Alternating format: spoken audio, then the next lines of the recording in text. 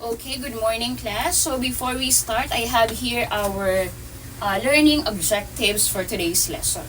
So everybody read. Okay, so the first one is analyze the short story Toys by Jimeno Abad. So the next one is identify the story's themes, symbols, and cultural context. And the last one is apply critical reading strategies to form personal interpretations of the text. So that's right. Okay, class. So before we proceed, I have here pictures of toys from modern and traditional era. So we have here X-Men, video games, robots, rubber bands, kites, marbles, slingshot tops, and etc. So class, based upon these pictures, what memories or emotion do these toys evoke for you? Yes, anyone? Okay, that's right. So maybe this toy reminds you of your happy memories during your childhood and maybe feeling of nostalgic and excitement too. So that's a very nice insight, class. Very good. Okay, class. So let's come now to our lesson proper. So today we're going to discuss and study about a literary piece entitled Toys by Jimeno Abad. But before that, let me introduce to you a brief about of the author's life. So are you familiar with Jimeno Abad? Okay, that's right. So now, I'm going to introduce to you Jimeno H. Abad.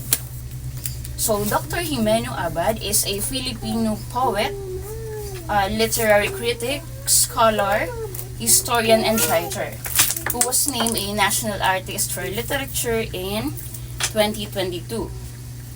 So he is known for his concept of writing from English, which argues that Filipino writers can produce authentically Filipino literature in English.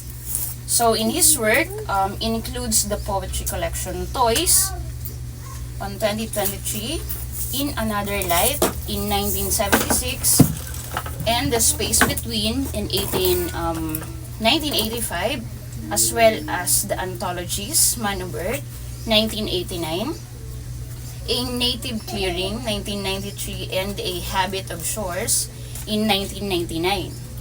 So he has won many awards including the UP Outstanding Faculty Award, Palangka, Free Press, and the Gawad Pambansang Alagad in Nibalagtas and University of the Philippines. So he served various roles at the University of the Philippines, including Secretary of the University, Vice President for Academic Affairs, and Director of the UP Creative Writing Center. And he received his bachelor's and master's degrees from the University of the Philippines and a Doctor of Philosophy from the University of Chicago. So that is a brief about of Dr. Jimeno H. Abad's life. So now let's proceed. Toys by Jimeno Abad. So now our boys have such toys as My Brother and I Never Dream. Did the same spirit steer our make-believe? Yet outdoor was where we took its measure. So who can explain the first stanza? Yes, anyone? Okay? Yes, that's right. So the first stanza explain or compares today's high-tech toys to the simpler outdoor plays of the past. So let's come now to the second stanza. But how could I wish it were otherwise for them? And would it be wise since other kids inhabit the same quarry where X-Men wage their fantastic wars? So who can explain? Yes, okay, that's right. So this imagine kids immersed in superhero battles shaped by modern media.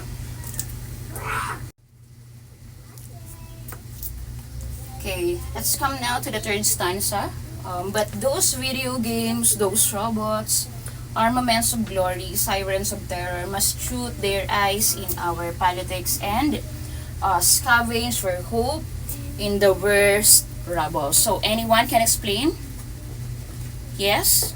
Okay, that's right.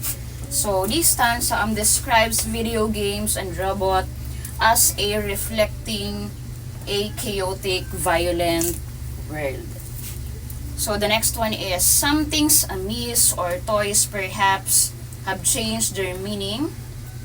In the overflood of their kind, they've lost their round of seasons. So anyone? Okay? Yes, that's right.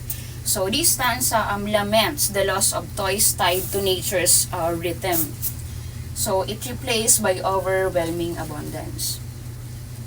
So the next one is, it may be the same with the world's weather, but in our time there was one season for kites. When the wind seemed to make the sky rounder, there was another. For marbles and rubber bands, the earth firmer, the blaze of sunshine brighter, and yet another for tops and wheels, streetwise we viewed for dusty prices. So, who can share their insight about this stanza? Yes, anyone? Yes, that's right. So, it recalls childhood games like kites and marbles tied to seasons and natural beauty. Okay, let's proceed. And when the rains came and the skies fell with 100 clap, how we would run in drenched nakedness to dare a lightning race to the edge of time. So, who can explain? Yes po? Okay, that's right. So, this stanza evokes toys and freedom in playing in the rain during childhood days. Okay, so the next is, but how shall I travel to my boy's heart and break in their dreadnought of heroes, and find as when light breaks the pieces of their manhood whole. So who can explain? Yes po? Okay, that's right. So this stanza imagines breaking through the influence of the modern toys and connected with the children. So the last one is, oh, their heroes create them, but if they could invent their games and stage their future, might they not surprise the hero with their fate? Yes, anyone? Okay, that's right. So this stanza hopes children can create their own paths and surpass their heroes. So this is the poem Toys by Jimeno Abad, who is explaining about comparing today's high-tech toys to the simpler outdoor-based play, and comparing the traditional and modern toys that evoke nostalgic and happiness during childhood days. Okay. So now, class, we're going to explore the two approach of literary criticism, the formalism and sociological approach. So let's connect these methods to the poem we just read a while ago, Toys by Jimeno Abad. So let's start now with the formalism approach. So this approach use language, structure, and symbols. So we might analyze that the poet uses vivid imagery of toys, symbolizes childhood innocence. So when we say vivid imagery, what comes to your mind? Anyone? Okay, that's right. So when we say vivid imagery, this refers to descriptive language that appeals to the senses, such as sight, sound, touch, taste, smell, to create clear, detailed, and evocative mental pictures. So it helps readers visualize senses, feel emotions, or experience sensation as if they were part of the story or the poem. So anyone who can give me examples of vivid imagery found in the poem that we have just read a while ago? Okay, yes? Yes, that's right. Anyone? Any other answer? Okay, that's right. Very good, class.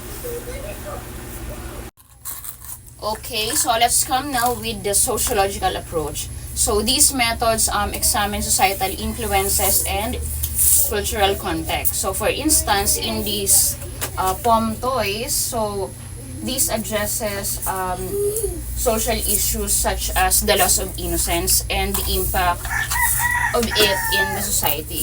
So these poems reflect values and norms in the society. So class, by using both formalism and sociological approach, we can gain deeper understanding in the text itself and its relationship in the society in which it was created. So any questions, any clarification? So if none, let's call it a day. Thank you, class.